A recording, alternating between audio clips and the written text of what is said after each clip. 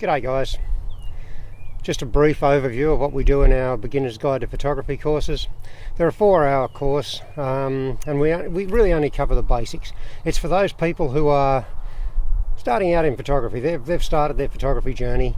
They've probably got a DSLR or a mirrorless camera with interchangeable lenses, and they understand it and they take really reasonably good pictures, but they really don't understand stuff like ISO, what's all that stuff mean, F numbers, F stops, apertures, diaphragm, shutter speeds, and this is pretty much for you guys.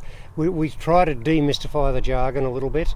We try to get you more comfortable with your camera. We're not going to try and convert you into shooting fully manual. People think, oh, he's going to teach us to shoot manual. No, I'm not.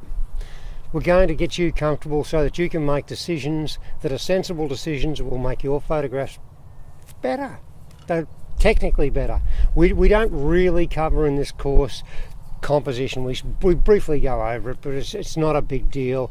We don't get very heavily into photographic content or the mindset behind how we create images. We are basically getting down to the operational basics of a camera.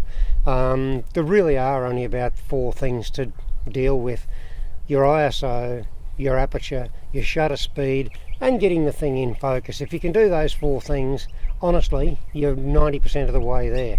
Now, with modern cameras and the latest technology cameras, if you know nothing and walk around and take photographs, as long as you take photographs that are similar to what the camera's been programmed to do, you'll be able to get about 80% success rate.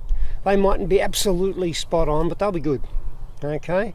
But as you get more involved and you start doing things that are possibly a little bit more challenging, a little bit more creative, you're starting to think about your photography a bit, the amazing thing happens is that your percentage rate starts to drop, because you're now asking the camera to do things that the people who programmed that camera didn't know you were going to ask it. It's like, hey, I didn't know about that. So this course is for those people who just want to get a grip of how their cameras work. We spend 4 hours doing it. We take a little break in the meantime. There's usually between 10 and 20 people in the class, tons of time to ask questions, and we get sidetracked. I'll be honest, we get sidetracked because somebody will say, oh, how do you do this?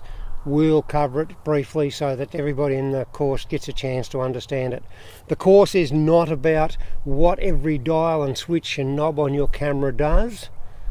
It will cover those things generally, but it doesn't cover each model specifically. So if you've got XYZ model, we may not cover exactly what the dials and switches on that are. But guess what? There's only about 4 or 5 of them that really count anyway, and we definitely will cover those. Love to see you at one of the courses, so look forward to catching up with you soon. Bye.